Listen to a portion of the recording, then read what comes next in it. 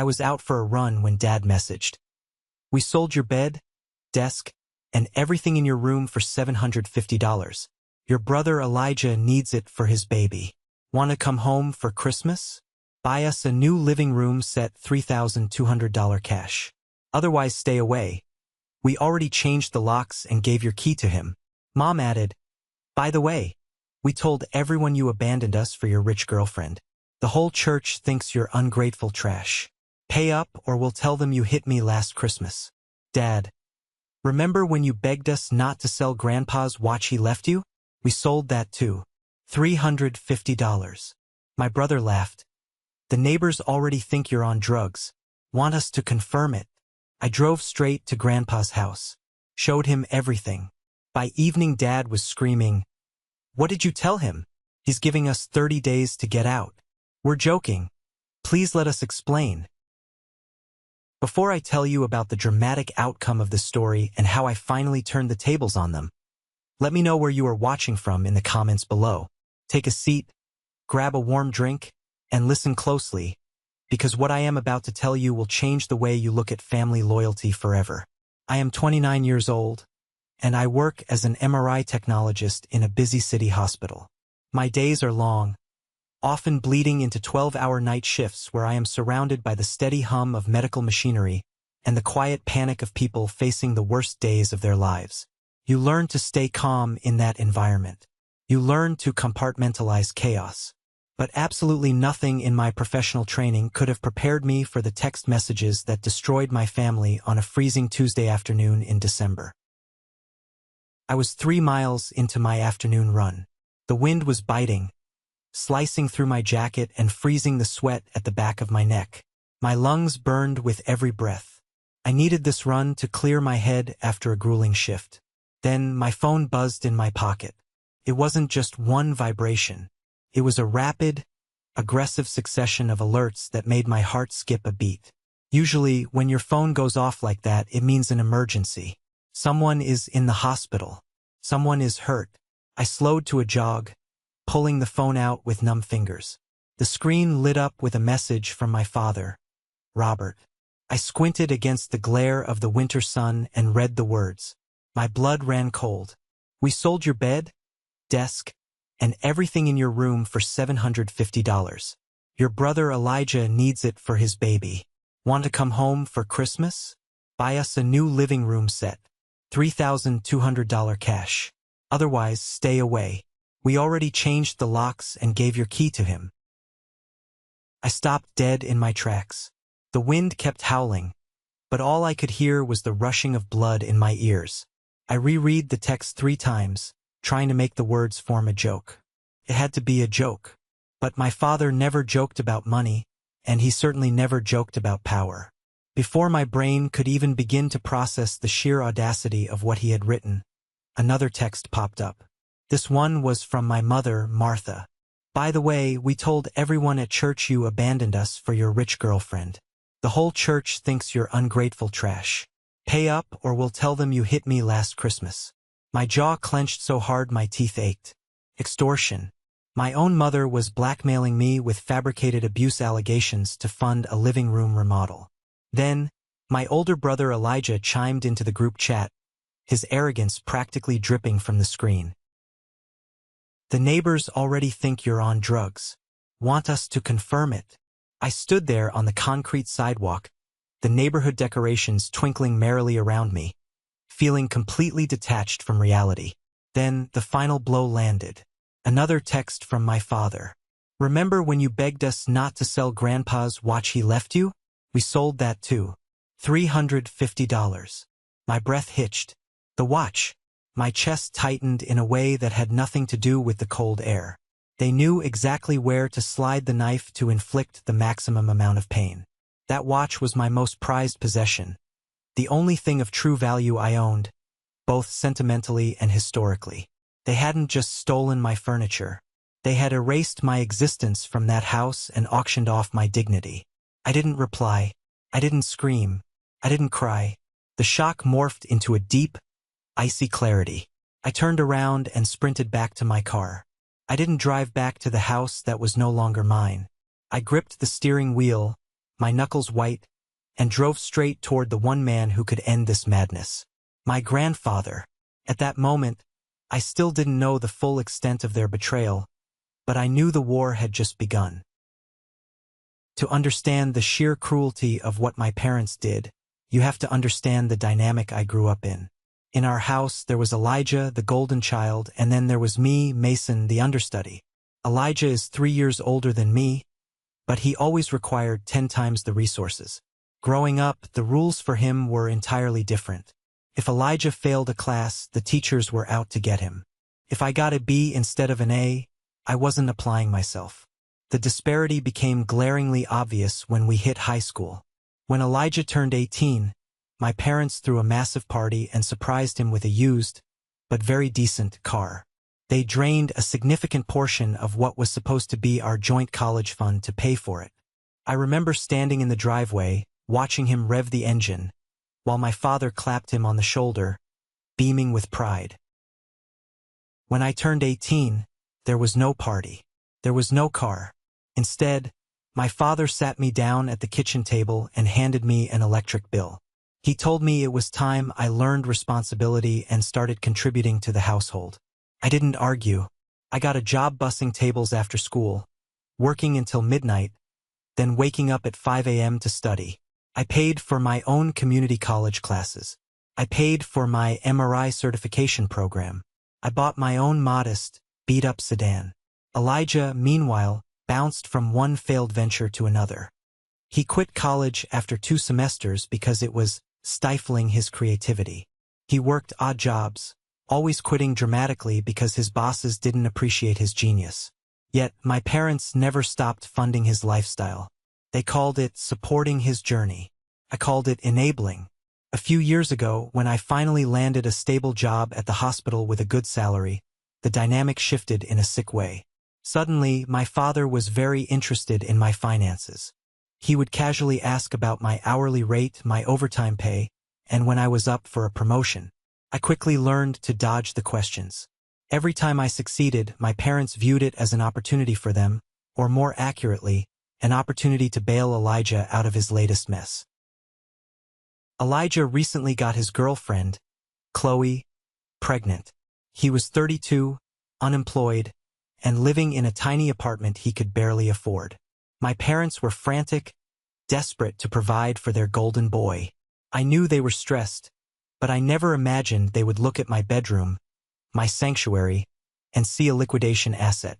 I spent years trying to earn their respect through hard work and silence. I kept my head down. I never asked for money. I just wanted them to look at me the way they looked at him. But the truth was, they never saw me as a son. They saw me as a resource to be mined whenever Elijah ran dry. The most ironic part of my father's sudden eviction notice was the fundamental truth he spent the last decade trying to bury. He didn't even own the house. 11 years ago, my father made a terrible business decision. He invested heavily in a shady franchise opportunity without consulting anyone, taking out loans he couldn't repay. The business tanked within 8 months. We were on the verge of bankruptcy, facing foreclosure on our childhood home. The stress was suffocating. That was when my grandfather, Charles, stepped in. Grandpa Charles is my father's dad. He is a stern, pragmatic man who built a successful hardware supply company from the ground up. He doesn't believe in handouts, but he believes in family survival. When the bank took our home, Grandpa Charles allowed us to move into a large, 4-bedroom house he owned across town as an investment property. The agreement was clear. It was a temporary arrangement. My parents were supposed to pay a significantly reduced rent, get their finances in order, and move out within a few years. That was 11 years ago. A few years stretched into a decade of complacency. My father never quite recovered his pride from that business failure, so he compensated by acting like the undisputed king of Grandpa's property. Over time, he stopped talking about the house as a generous loan and started talking about it as his rightful domain. He painted the walls without asking. He tore up the garden to build a patio. He paid the reduced rent sporadically, always offering Grandpa Charles a barrage of excuses about unexpected expenses. My Uncle Thomas, my father's younger brother, was the worst enabler. Thomas was the peacekeeper of the family, which really meant he was the one who demanded everyone else tolerate my father's toxic behavior. "Your dad is under a lot of pressure, Mason," Thomas would tell me over Thanksgiving dinners. "Just let him have this. Don't mention the deed. It hurts his pride." So we all played along with the delusion. We allowed my father to strut around, barking orders, making unilateral decisions about a property where his name wasn't on a single legal document. He thrived on the illusion of control. He loved hosting church group meetings in the living room, acting the part of the successful patriarch. I always hated the charade, but I stayed quiet. I kept my room clean, I paid for my own groceries, and I stayed out of his way. I thought that by making myself small, I could avoid his wrath. But living in a house of cards means that eventually, someone is going to demand a sacrifice to keep the structure standing. And when Elijah needed a nursery, my father didn't hesitate to throw me out of the castle he didn't even own. He forgot the golden rule of borrowed power. It can be revoked by the true king at any moment. Of all the things they took from me, the furniture meant nothing. A bed is just wood and springs. A desk is just a flat surface. I could replace those with 2 weeks of overtime pay. But the watch was different. The watch was a piece of my soul. It was a vintage, silver-cased pocket watch, heavily worn around the edges.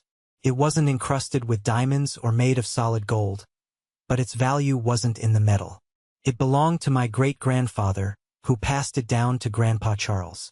When I was younger, I used to sit on Grandpa's porch, fascinated by the rhythmic ticking, watching the intricate gears spin through the glass back. Grandpa Charles always said that time is the only currency you can never earn back, so you must measure it carefully. While my parents fawned over Elijah's loud, empty achievements, Grandpa Charles quietly watched me. He noticed when I started working late shifts. He noticed when I bought my own textbooks. He noticed when I skipped family vacations because I couldn't afford to take time off from the diner. The day I received my official certification as an MRI technologist, there was no family celebration. My parents were busy helping Elijah move into his third apartment that year. I went to Grandpa Charles's house alone, holding the paper certificate. He didn't throw a party either. Instead, he walked over to his heavy oak desk, unlocked the top drawer, and pulled out the silver watch. He placed it in my palm. Felt heavy and cold, yet incredibly significant.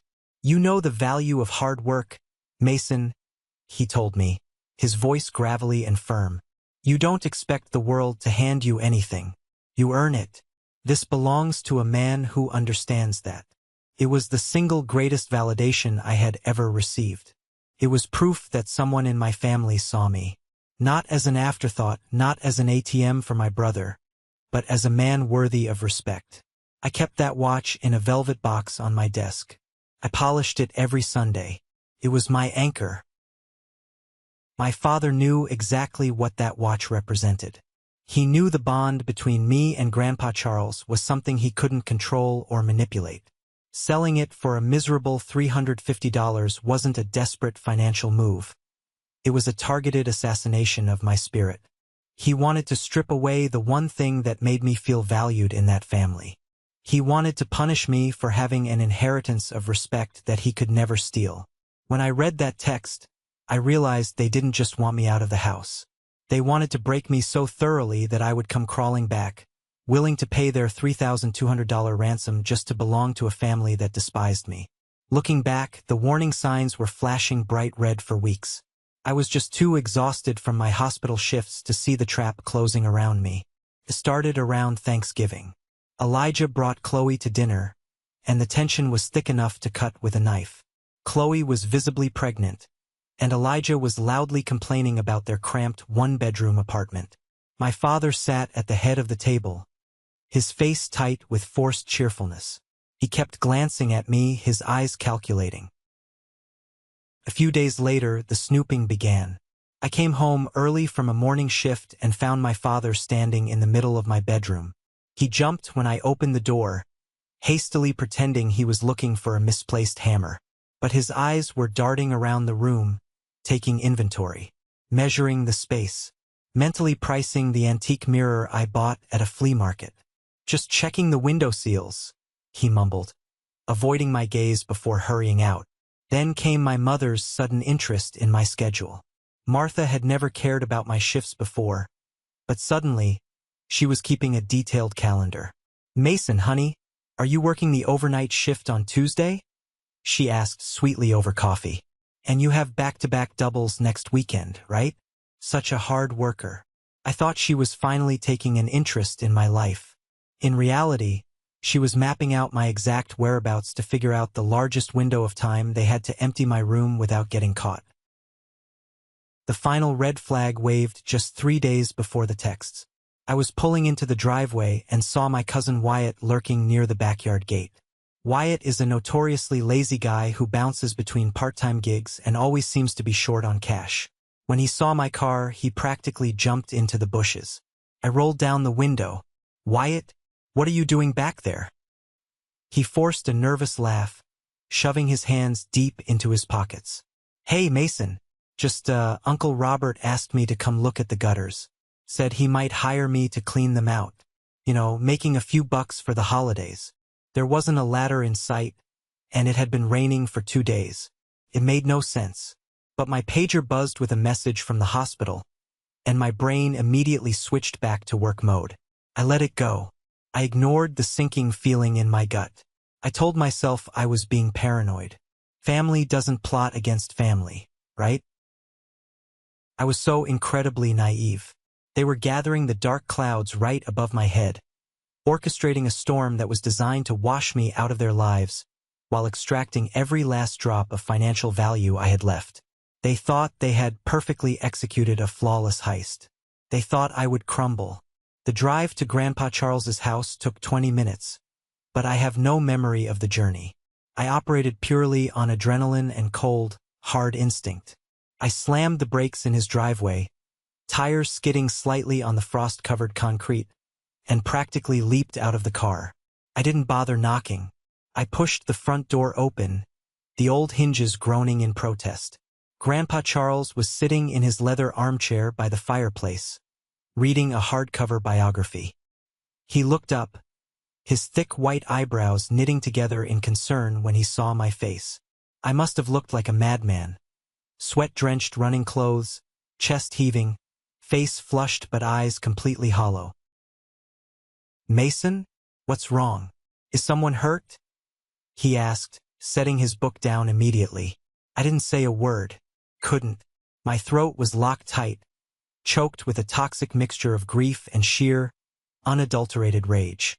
I walked over to him, pulled my phone from my pocket, opened the group chat, and handed it to him. I stood there, shivering in the warm living room, watching his face. Grandpa Charles is a man who plays poker with stone-cold precision.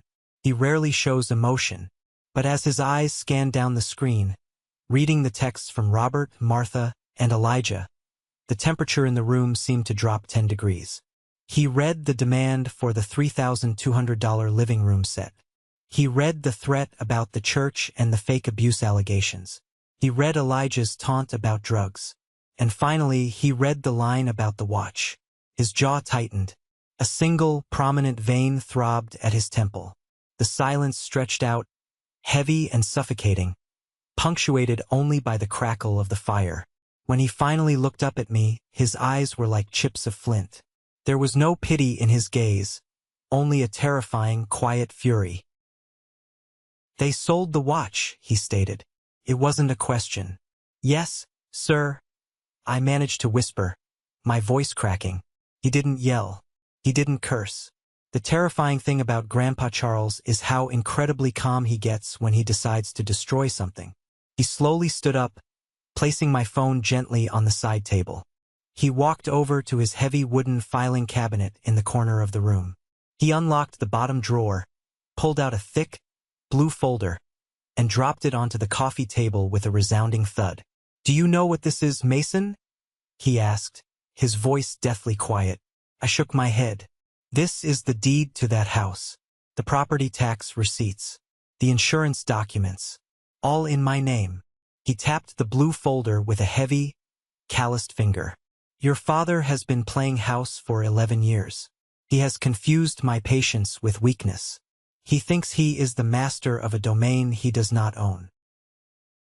Grandpa Charles turned to look at me, his posture ramrod straight. The illusion of my father's authority was shattering right in front of my eyes, replaced by the crushing weight of real power. They wanted to play a game of leverage, Grandpa Charles said, his voice laced with venom. They wanted to see who holds the cards. Fine. We will show them. He pointed to the landline phone on the desk. Call Carter. Tell him to get over here right now with his laptop. You are not going to cry, Mason. You are going to fight. I called Carter immediately. Carter has been my best friend since middle school. He works in IT cybersecurity, possesses a mind like a steel trap, and harbors a long-standing, deep-seated disdain for my parents' manipulative behavior. When I told him what happened over the phone, he didn't offer empty platitudes. He simply said, "Give me 10 minutes," and hung up. He arrived with his heavy-duty laptop bag, a tangled mess of chargers, and a large pizza he picked up on the way. He took one look at my face and didn't ask how I was feeling. He marched straight to Grandpa's dining room table, cleared the placemats, and opened his laptop. The war room was officially established. "All right, sit down, both of you," Carter instructed, his fingers already flying across the keyboard. First rule of surviving a narcissistic attack: document everything. Do not delete a single text. Do not block their numbers yet. We need them to keep talking. People like your dad get sloppy when they think they're winning. I handed him my phone. Carter meticulously took screenshots of every single text in that group chat, backed them up to a secure cloud drive, and emailed copies to both himself and Grandpa Charles. He then created a timeline document, forcing me to sit down and recount every suspicious interaction from the past 3 weeks. The snooping, the questions about my schedule, Wyatt in the backyard. As we laid the puzzle pieces out on the table, the picture became sickeningly clear. This wasn't a spur-of-the-moment decision fueled by Elijah's need for a nursery. This was a calculated, premeditated financial extraction. "Look at the numbers," Carter said, pointing a pen at his screen.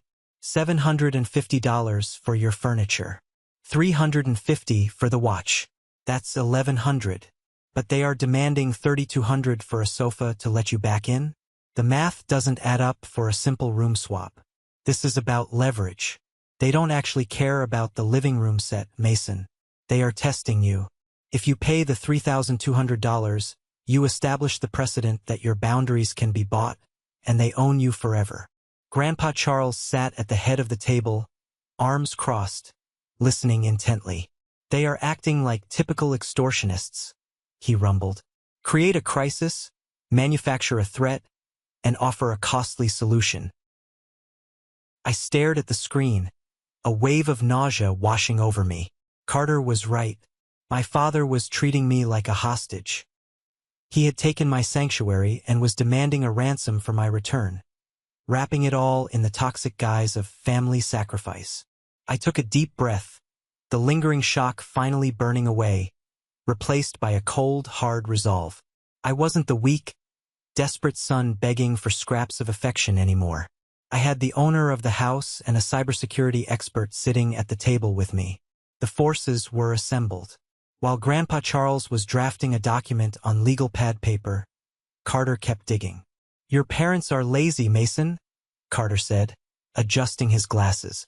"They didn't haul a heavy oak desk and a queen mattress out of that house by themselves. They had help, and whoever helped them might be a weak link." I thought back to the timeline. "Wyatt," I said, the realization hitting me like a physical blow. Wyatt was lurking in the backyard 3 days ago. He has a beat-up pickup truck, and he will do absolutely anything for quick cash. Carter's eyes lit up. "Bingo! Let's verify." He brought up a browser window. "Do you remember old Mr. Henderson who lives directly across the street from your parents? The guy who installed those military-grade security cameras after his lawnmower got stolen?" I nodded slowly. "Yeah, he's incredibly paranoid." "Paranoia is our best friend today," Carter muttered, dialing a number. He put the phone on speaker. Mr. Henderson answered on the third ring. Carter spun a brilliant, fast-paced lie about me missing a package delivery and needing to check the street view to see if a porch pirate grabbed it between 1 p.m. and 3 p.m. that afternoon. Mr. Henderson, eager to play neighborhood watch detective, happily agreed to check his footage. 5 minutes later, Carter's email pinged. A video file from Mr. Henderson. We crowded around the laptop screen. The black and white footage was crystal clear.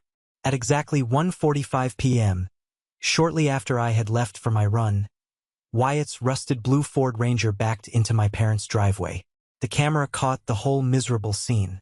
My father, Robert, and my cousin, Wyatt, were hauling my desk out the front door. My mother, Martha, was holding the door open, casually sipping from a coffee mug.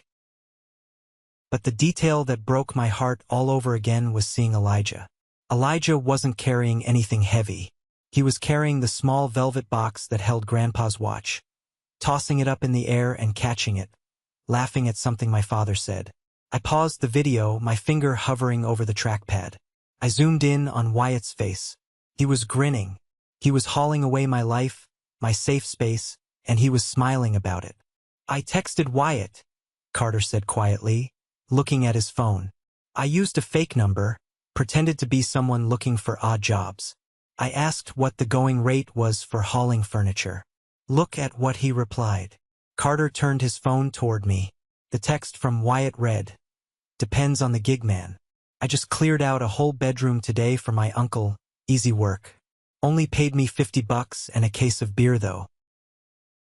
$50. My cousin, someone I had grown up with, someone I had loaned money to when he couldn't make rent, sold out my entire sanctuary for $50 and cheap beer. The betrayal was so pathetic it was almost comical. The last shred of loyalty I had toward my extended family dissolved right then and there. I looked at Grandpa Charles. His face was a mask of cold stone. The knife was fully twisted in my back, but it only made me want to pull it out and use it. The clock on the wall struck 6 p.m. The silence in the dining room was abruptly shattered by the buzzing of my phone on the table. The caller ID flashed brightly. Dad. My stomach plummeted. A reflex of fear, deeply ingrained from childhood, flared up in my chest.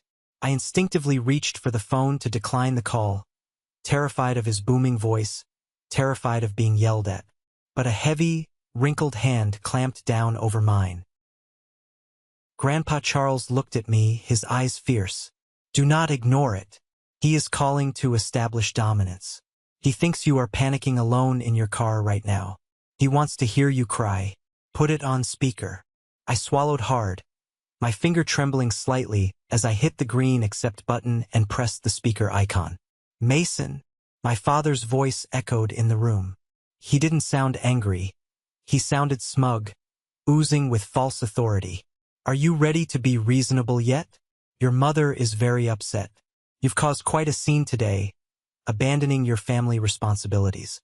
If you apologize now and agree to the living room set, I might let you sleep on the couch tonight." I opened my mouth, but before I could utter a single word, Grandpa Charles leaned over the phone. His voice was not loud, but it possessed a quiet, terrifying resonance that commanded absolute obedience. "Robert." There was a sharp intake of breath on the other end of the line. Total, deafening silence followed. The smugness vanished instantly. "Dad?" my father croaked, his voice suddenly sounding high and thin, like a frightened child. What are you doing with Mason's phone?" "I am looking at a series of text messages, Robert," Grandpa Charles said, enunciating every single syllable with lethal precision. "I am looking at extortion. I am looking at theft. And I am looking at a man who has clearly forgotten whose roof is keeping the snow off his head. Now wait, Dad, let me explain." "Silence," Grandpa commanded. It was a whip crack. The line went dead quiet again. "You do not own that house, Robert. You are a guest who has overstayed his welcome by a decade.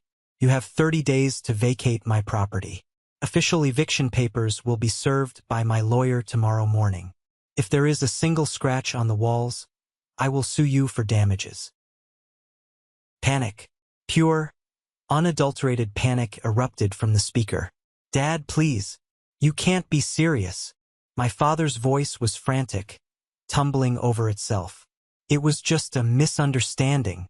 We were just trying to motivate him. We were joking, Dad. It's a family joke.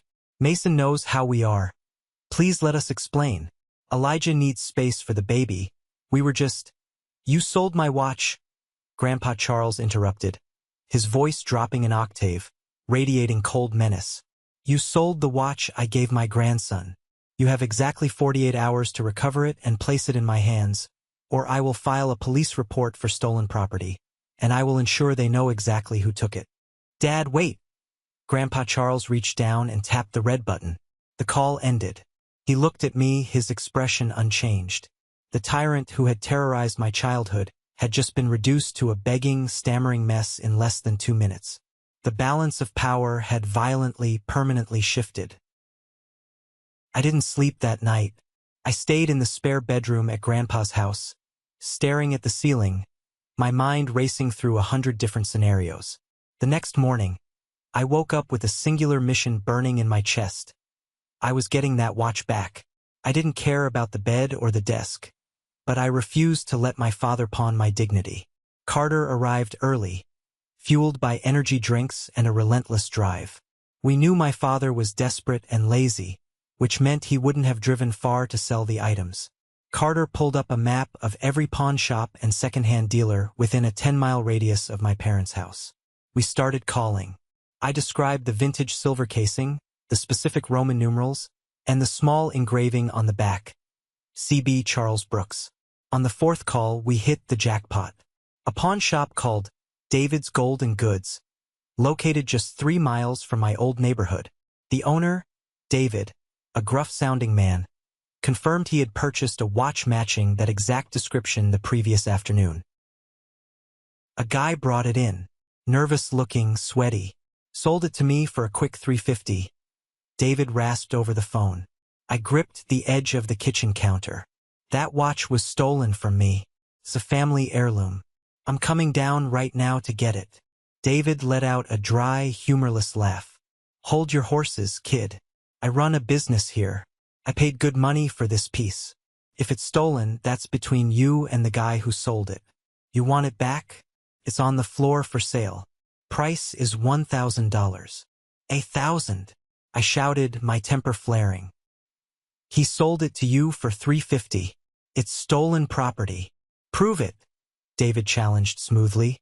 "Unless you got a police report with the serial number, it's my property now. $1,000 cash and it's yours. Otherwise, a collector is coming by tomorrow who loves vintage pieces. Might just melt it down for the silver if he doesn't like the mechanics."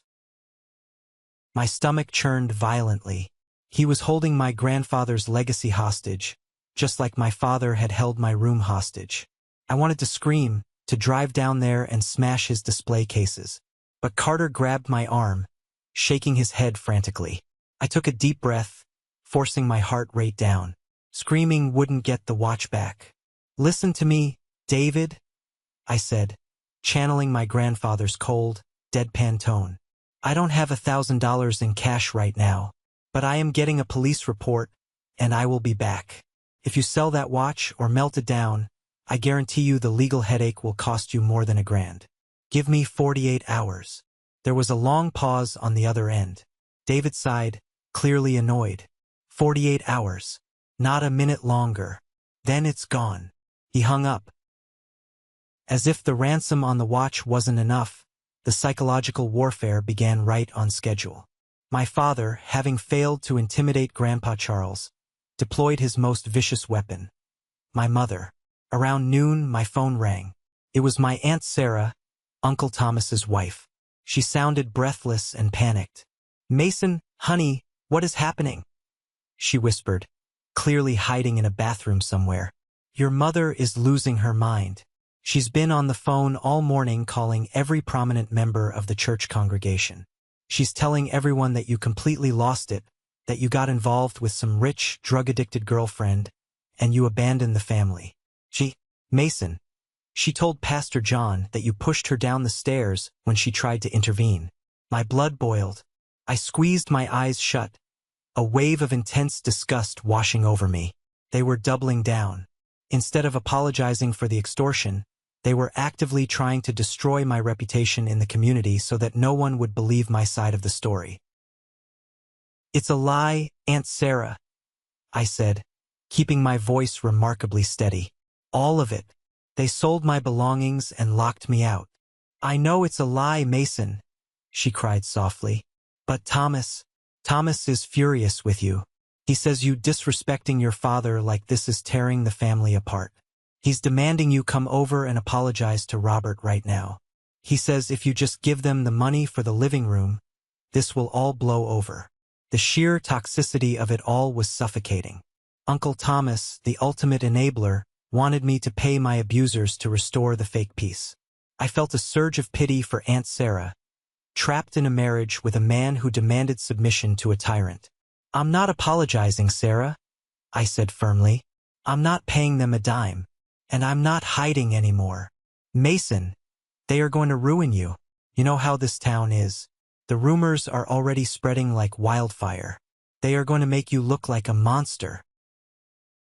"Let them talk," I replied, a strange, dark calm settling over me. The fear of their judgment, the fear of being the bad son that had controlled me my whole life, suddenly evaporated. Let them dig their own graves. "Just wait until tomorrow, Aunt Sarah," I told her before hanging up. "Wait until the dust settles." My phone immediately pinged with a text from Uncle Thomas. "You are breaking your mother's heart. Come home and fix this right now before you do damage you can't undo." I didn't reply. I blocked his number. I looked at Carter, who was tracking my mother's social media activity. She had just posted a vague, tearful status about the heartbreak of a prodigal son. They thought they controlled the narrative. They thought they could shame me into submission by weaponizing the community against me. But they didn't realize that a smear campaign only works when the victim stays in the dark. I wasn't hiding in the dark anymore. I was standing in the light, holding the receipts, and I was about to bring the whole house of cards crashing down on their heads. The next morning, the winter air was so crisp it hurt to breathe. But for the first time in my life, I did not feel cold. I felt a burning, undeniable sense of purpose. Grandpa Charles, Carter, and I pulled into my parents' driveway at exactly 9 o'clock. My parents were expecting me. They just were not expecting the company I brought. I walked up the concrete path to the front porch. This was the same path I had walked thousands of times, usually with my head down, exhausted from a long shift at the hospital, hoping to slip into my room unnoticed. Not today. Today I walked up those steps with my shoulders back. Carter flanked me on the left, holding his heavy laptop bag. Grandpa Charles walked on my right. He wore his thick wool overcoat and carried a sleek, red leather folder under his arm. I did not bother using my key. They had already proudly announced they changed the locks anyway. I knocked hard on the front door. 3 heavy, solid thuds. My mother, Martha, opened the door. She had a perfectly crafted, sorrowful smile plastered across her face, ready to play the role of the forgiving mother welcoming her wayward son back into the fold. That smile vanished the second she saw Grandpa Charles standing there, towering over her with eyes like chips of ice. "Charles," she stammered, taking a quick step backward. We weren't expecting you." "Clearly," Grandpa Charles said. His voice was entirely devoid of warmth. He did not wait for an invitation. He stepped past her into the foyer, forcing her to retreat into the living room. Carter and I followed right behind him. My father, Robert, was sitting in his favorite recliner. Elijah was sprawled on the old sofa, scrolling through his phone with a bored expression. When Robert saw his father walk in, he jumped up so fast he nearly knocked over his coffee mug. He quickly tried to puff out his chest, attempting to project the fake authority he had relied on for 11 years. "Dad," Robert said, forcing a nervous chuckle. "What a surprise. Mason actually dragged you into our little family disagreement? I told him yesterday. This is just a misunderstanding about his old bedroom." "Sit down, Robert," Grandpa Charles ordered. He did not yell. He did not raise his voice. He delivered the command with the absolute certainty of a man who knows he is obeyed. Robert's mouth clamped shut. He slowly sank back into the recliner. Elijah finally looked up from his phone, sensing the sudden, crushing shift in the room's atmosphere. Even my mother stayed completely silent, hovering nervously near the hallway. The smugness they had displayed in their text messages less than 24 hours ago was evaporating rapidly. They were suddenly trapped in a room with the one man they could not manipulate, intimidate, or extort. Grandpa Charles stood in the center of the living room. He did not take off his coat. He looked around the room, taking in the faded wallpaper, the scuffed floorboards, and finally, settling his gaze on my father. "There is no misunderstanding here, Robert," Grandpa Charles said flatly. "But since you insist on calling it that, let us clear up the facts. Mason, read them." I pulled my phone from my pocket. My hands were completely steady. I opened the folder where Carter had backed up the screenshots. I looked directly at my brother Elijah, then at my mother, and finally at my father. I did not soften my voice. I read the texts exactly as they were written. "We sold your bed, desk, and everything in your room for $750.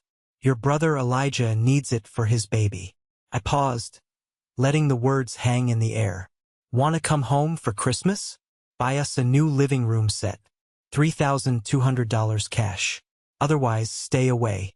We already changed the locks and gave your key to him." I saw Chloe, Elijah's pregnant girlfriend, standing in the doorway to the kitchen. Her eyes went wide. She looked at Elijah, horrified. "Elijah, you told me Mason moved out months ago and didn't want his stuff," she whispered. Elijah looked away, his face turning a dark shade of red. I kept reading. I read my mother's threat about telling the church I abandoned them for a rich girlfriend. I read her vile threat to fabricate abuse allegations. Martha immediately started waving her hands frantically. "Mason, honey, that was just anger talking. You know how stressed I get. I never actually called anyone at the church." Carter did not miss a beat. He unzipped his bag, pulled out his phone, and tapped the screen. The voice of Aunt Sarah filled the living room, frantic and clear from the voicemail she had left me. "Your mother is losing her mind. She's been on the phone all morning calling every prominent member of the church congregation. She's telling everyone that you completely lost it." Carter stopped the recording. Martha turned pale white. She collapsed onto a dining chair, burying her face in her hands. "And finally," I said, turning my gaze back to my father, "the watch. You sold Grandpa's watch for $350. Robert swallowed hard. Sweat was beading on his forehead despite the drafty room. "Dad, listen," he pleaded, looking at Grandpa Charles. "Things have been tight. Mason makes a great salary at the hospital now. He is up for a promotion soon. We just thought he should contribute more to the family fund. It was a harsh lesson, I admit, but we are a family." "You are a parasite," Grandpa Charles said. The word hit the room like a physical blow. Grandpa Charles stepped forward and dropped the blue folder onto the coffee table right in front of my father. "Those are your eviction papers," Grandpa Charles stated. "You have 30 days to remove yourselves and your belongings from my property. You will not take a single fixture, a single appliance, or a single light bulb that you did not purchase. If the drywall is damaged, my lawyer will see you in court." Robert stared at the blue folder as if it were a venomous snake. His entire manufactured kingdom was collapsing. The house he had pretended to own, the authority he had wielded like a weapon, it was all gone in an instant. "Dad, you can't do this," Robert begged, his voice cracking. "Where will we go? We don't have savings. We poured everything we had into Elijah's college fund years ago." "That sounds like a personal failure, Robert, not my problem," Grandpa Charles replied coldly. "You chose to steal from a hard-working son to fund a lazy one. You chose to use my house as a bargaining chip for your extortion. Your time is up." Then, Grandpa Charles did something that completely shifted the axis of my world. He opened the sleek, red leather folder he had been holding under his arm. He pulled out a thick stack of legal documents with heavy black seals. He placed them on the table next to the eviction notice. He took a silver pen from his breast pocket, flipped to the last page, and signed his name with a bold, aggressive stroke. He handed the pen to me. "Sign on the dotted line, Mason," he instructed. I looked down at the document. The bold letters at the top read, "Transfer of deed and ownership." My heart hammered against my ribs. "Grandpa, what is this?" I asked, my voice barely a whisper. "This is your inheritance," he said, looking me dead in the eye. "I am not leaving this house to a man who sells his own son's bed. I am giving it to the grandson who understands the value of $1 and the meaning of hard work. Sign it." I took the pen. My hand was shaking now, not from fear, but from the overwhelming tidal wave of vindication. I signed my name next to his. Grandpa Charles picked up the document, blew on the ink to dry it, and looked down at my father. "Robert," Grandpa Charles said, his voice ringing with absolute finality, "meet your new landlord. You have 30 days to get out of Mason's house." This is the moment that changes everything, the moment I finally took back control of my life. Thank you so much for your patience and for staying with me until now. You've been amazing. Please give this video a like and comment one below to let me know you've made it this far. Not only does this help more people find this story, but it also lets me know that my experiences truly mean something to someone. Your support is my greatest motivation to keep sharing the rest of this journey. The silence that followed Grandpa Charles's declaration was absolute. It was the kind of silence that rings in your ears. I looked down at the signed deed in my hand. It felt heavier than gold. Robert stared at me. The arrogant, dominating father who had terrified me for 29 years was gone. In his place sat a broken, pathetic man who suddenly realized he held absolutely zero cards. He slid off the recliner and literally dropped to his knees on the faded carpet. "Mason," he choked out. Tears were streaming down his face. Real tears born from pure terror. "Mason, please. Son, please. You can't do this. We're your parents. We raised you. I'm sorry. I'm so sorry about the room. I'm sorry about the texts. Just tell your grandpa you forgive us. Please, just let us stay." Martha rushed over, grabbing my arm, her manicured nails digging into my jacket. "We'll get your furniture back today. We'll buy you new furniture. Please, Mason. You know your father has a bad heart. The stress of a move will kill him." Even Elijah, the golden child, was standing now, looking frantically between me and our parents. For the first time in his life, nobody was rushing to protect him. I looked down at my father groveling on the floor. A few days ago, this sight would have broken me. I would have rushed to comfort him, internalized the guilt, and begged him to stand up. I would have paid the $3,000 just to stop the crying. But looking at them now, I felt absolutely nothing. The well of empathy I had reserved for my family was completely bone dry. They had drained it themselves. I gently but firmly peeled my mother's hands off my arm. I stepped back, creating a clear physical boundary between us. "You didn't sell my room because you were stressed," I said, my voice eerily calm. "You sold it because you thought I was weak. You thought my need for your approval was stronger than my self-respect. You were wrong." I pointed toward the front door. "You have 30 days to pack your things. Do not contact me. Do not text me. You will deal exclusively with Grandpa's lawyer regarding the move-out inspection. If you try to vandalize this house, I will press charges." I turned my back on them. I walked out the front door with Carter and Grandpa Charles, leaving the sounds of my mother's hysterical sobbing echoing in the foyer. The storm inside that house was raging, but as I stepped off the porch and breathed in the freezing winter air, I felt completely, utterly peaceful. I had the house, but the victory was not complete. I still needed Grandpa's watch. Later that afternoon, I was sitting in my car in the hospital parking lot. I had to call out of my scheduled shift. My hands were still shaking from the morning's adrenaline, and I knew I could not safely operate an MRI machine. My phone rang. It was Dr. Harrison, the hospital director. He was a no-nonsense man who usually only called technicians directly if there was a massive crisis. "Mason," Dr. Harrison said brusquely, "your supervisor tells me you called out. This is highly unusual for you. You have a spotless attendance record. Is everything all right?" I hesitated. I hated bringing personal drama into my professional life. But I was desperate.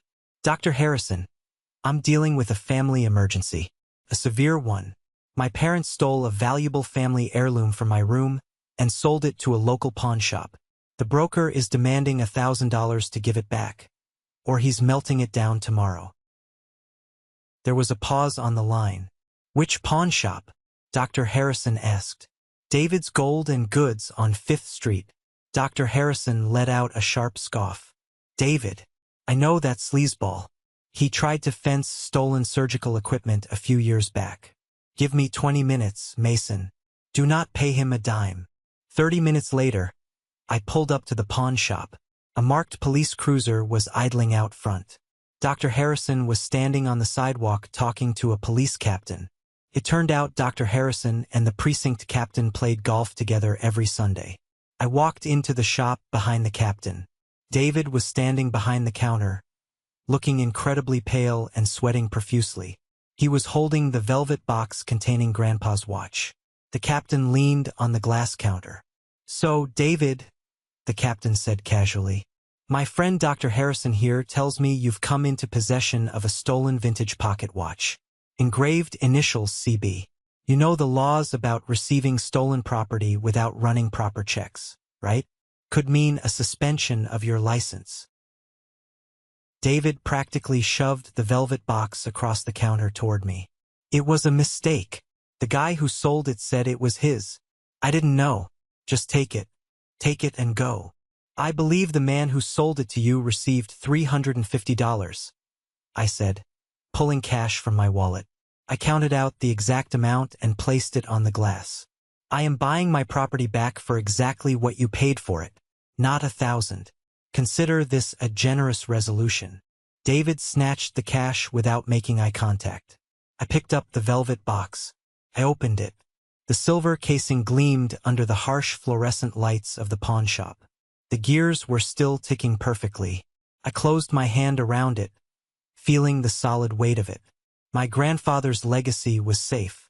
The next few weeks were a blur of logistics and legal paperwork. Grandpa Charles's lawyer served the official eviction notice. My parents tried calling a few times, leaving desperate, weeping voicemails, but I kept them blocked. I was done negotiating with terrorists. 2 weeks into their 30-day notice, I received a phone call from an unknown number. I answered cautiously. It was Chloe, Elijah's girlfriend. She sounded exhausted. "Mason," she said quietly, "I moved out today. I left Elijah. I'm moving back in with my parents in Ohio." "I'm sorry to hear that, Chloe," I said, though honestly, I thought it was the smartest decision she had ever made. "I need to tell you something," she continued, her voice trembling slightly. "I couldn't leave without telling you the truth about why they sold your room. It wasn't about the baby. Elijah didn't even want that furniture." I frowned.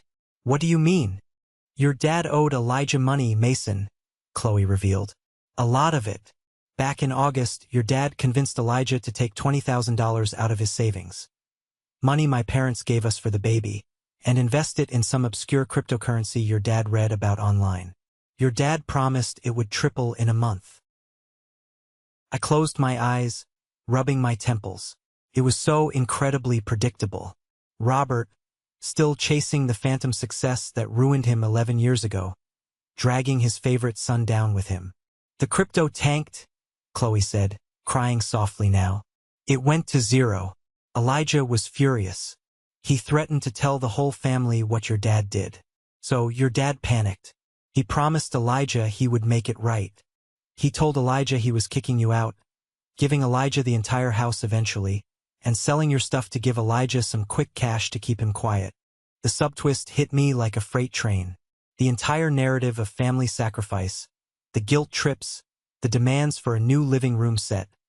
It was all a massive, elaborate smokescreen. Robert wasn't asserting dominance as a patriarch. He was desperately trying to cover up his own catastrophic financial failure by throwing me under the bus to pay off his debt to the golden child. My room wasn't a nursery. It was a settlement payment. "Thank you for telling me, Chloe," I said gently. "Good luck in Ohio." I hung up the phone. Any lingering, microscopic shred of guilt I had about evicting them vanished into thin air. They didn't just betray me. They used me as a human shield for their own pathetic incompetence. Martha, realizing that tears and apologies were not going to get her house back, reverted to her true nature. Pure, unadulterated malice. If she was going down, she wanted to drag me down with her. A week before their move-out date, I was called into the HR office at the hospital. Dr. Harrison was sitting there alongside the HR director. "Take a seat, Mason," Dr. Harrison said. He didn't look angry, just deeply tired. "We received a rather disturbing phone call this morning. A woman claiming to be your mother called the main hospital switchboard. She demanded to speak to the administration." My stomach tightened. I knew exactly what she had done. "She claimed that you have a severe addiction to stolen hospital sedatives," the HR director said, reading from a notepad. "She claimed you are unstable, violent, and a danger to patients." I let out a long, slow breath. "It's retaliation," I explained quickly. "I recently took legal possession of the house they are living in, and I evicted them. She threatened to make these accusations in a text message weeks ago." I pulled out my phone, ready to show them the screenshot Carter had saved. Dr. Harrison held up his hand. "You don't need to show me that, Mason. I know your work ethic. I know your character. And I know the kind of people who try to fence stolen watches at David's Gold and Goods." Dr. Harrison leaned forward, interlacing his fingers. When the switchboard operator realized the nature of the call, they routed it directly to my office. I took the call personally. A small, grim smile played on the corners of Dr. Harrison's mouth. "I informed your mother that recording false accusations against a licensed medical professional to their employer is a textbook definition of defamation per se. I told her that our hospital's legal department is extremely aggressive in protecting our staff from malicious harassment. I promised her that if she ever called this facility again, or spread these lies to any other medical board, we would bury her in civil lawsuits so deep she would never see daylight." I stared at him, absolutely stunned. "She hung up very quickly after that," Dr. Harrison added casually. "She and your father are also permanently banned from entering this facility for any non-life-threatening medical care. We protect our own here, Mason. Go back to work." My mother had tried to drop a bomb on my career, and it had blown up directly in her face, severing one of the only good medical lifelines they had in the city. Her toxicity had finally met an immovable object. The final nail in their social coffin came 2 days before they had to vacate the property. I was at the house, doing a preliminary walkthrough with Grandpa Charles's lawyer to ensure they weren't destroying the drywall. The house was full of cardboard boxes. Robert and Martha were silently packing in the kitchen, refusing to look at me. The arrogant swagger was entirely gone, replaced by a sullen, bitter defeat. The doorbell rang. I answered it. Pastor John stood on the porch. He looked incredibly uncomfortable, holding his Bible tightly against his chest. "Mason," Pastor John said, his voice grave. "May I come in?" "Of course," I said, stepping aside. He walked into the living room, completely ignoring Robert and Martha in the kitchen. He looked at me, his expression full of regret. "Mason, I owe you a profound apology," Pastor John began. His voice carried, making sure my parents could hear every word. "When your mother called me weeks ago, she told me a terrible story. She said you had abandoned your family, that you were struggling with substances, and that you had become violent. I am deeply ashamed to admit that I believed her without speaking to you first." I nodded slowly, letting him speak. "The truth always finds the light, Mason," Pastor John continued. "A few days ago, I had a meeting with the precinct captain regarding our youth outreach program. He casually mentioned the incident at the pawn shop. He told me about the stolen watch. He told me about the eviction. I heard a dish shatter in the kitchen. Martha had dropped a plate. I realize now that your parents have been lying to the congregation for years, Pastor John said, his voice firming up with righteous disappointment. They used the church as a shield for their pride. I have spoken with the church elders. Your parents have been asked to step down from all their committee positions. We cannot have leadership built on a foundation of deceit and extortion against their own child. Pastor John placed a hand on my shoulder. You are a good man, Mason. You handled a terrible betrayal with grace and the law on your side. Our doors are always open to you. He turned and walked out. He didn't even say goodbye to my parents. The social isolation was complete. Uncle Thomas and Aunt Sarah stopped calling. The neighbors stopped waving. Robert and Martha had tried to burn my reputation to the ground, but the wind shifted, and the fire consumed them instead. They packed the last of their boxes in complete, suffocating silence. 1 year later, the snow was falling gently outside the large bay window of my living room. I stood by the fireplace, adjusting a red ornament on the branches of a massive, 9-foot Christmas tree.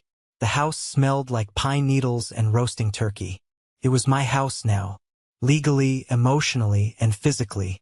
I had spent the last 12 months tearing down the dark wallpaper my mother loved, repainting the walls in bright, warm colors, and filling the space with furniture I bought myself. The heavy, oppressive atmosphere that used to choke this place was completely gone. Grandpa Charles was sitting in his usual leather armchair by the fire, sipping a glass of bourbon and reading his book. Carter was sprawled on the new sofa, aggressively typing on his laptop, trying to beat a deadline before dinner. My phone buzzed on the mantelpiece. I picked it up. A text from an unknown number. Hey Mason, it's Elijah. Look, things are really bad right now. Mom and Dad are fighting constantly in this awful apartment. I'm broke. I know we had our differences, but it's Christmas. Can you spare a few $100 for your big brother? We're family. I stared at the screen for a moment. I didn't feel anger. I didn't feel guilt. I just felt a profound sense of distance, like I was reading a message from a stranger in another country. I tapped the screen, blocked the number, and set the phone face down. Everything all right, Mason? Grandpa Charles asked, not looking up from his book. Everything is perfect, Grandpa. I smiled, walking over to hand him a refill. I learned a very hard lesson that year. Family is not defined by blood. Blood just means you share genetics. Family is defined by respect, by safety, and by who stands next to you when the storm hits. My parents taught me that sometimes the most toxic people in your life come disguised as your protectors. They taught me that endurance is not a virtue when you are enduring abuse. I walked away from the people who demanded my humiliation as rent, and I walked into a life of peace. Thank you for sticking around and listening to my story. I know it was a heavy one, but it is a truth I needed to share. I hope this resonated with you in some way. I hope that if you are sitting in the dark right now, wondering if you are crazy, wondering if you are the bad guy for wanting basic respect, this story gives you the clarity you need. Have you ever found yourself in a similar situation? Have you ever had to walk away from toxic family members to save your own sanity? Let me know your experiences in the comments. And finally, if you are hearing my voice right now, it means you stayed until the very end. You are part of what I call the 1% Club. Please comment the letter W below. W stands for winner. It is our secret code to recognize the people who have the patience and the empathy to listen to a full story of survival and triumph. It lets me know that you are amazing, and it helps build this community of support. Please hit that like button, and make sure to follow the channel so we can take this journey together in the next video. Stay strong, protect your peace, and I will see you next time.